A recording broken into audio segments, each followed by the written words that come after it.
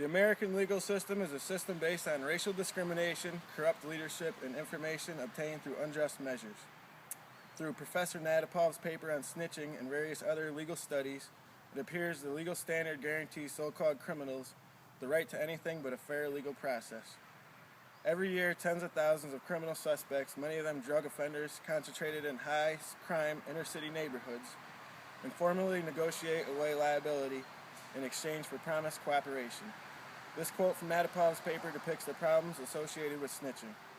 By manipulating the accused with rewards of freedom and decreased sentencing and accountability, the law enforcement community itself is breaking American citizens' rights by evoking the right to a fair trial. Because those who are willing to break the moral code of sacrificing other people's lives, usually those of whom they have intimate contact with, in order to keep their own freedom, they automatically have a higher chance of beating the system than those who are not. Though this is a problem that can target any human from any gender, race, or class, it predominantly occurs in high-crime inner-city neighborhoods, therefore affecting certain communities more than others.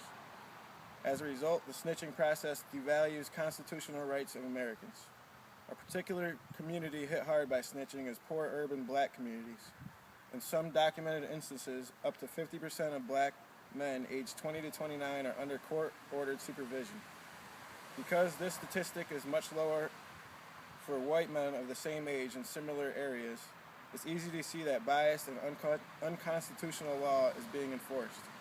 Some of these men are in the scope of the law before ever having a chance to prove themselves as successful individuals.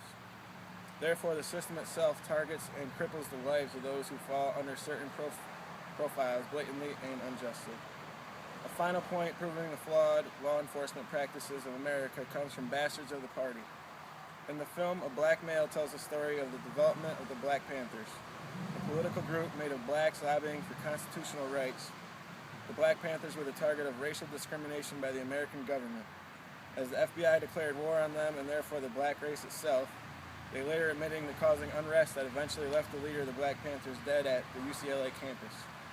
This racially motivated killing, along with the denial of constitutional rights to all Americans, serves as just a few examples of the lack of checks and balances in American law enforcement. The end.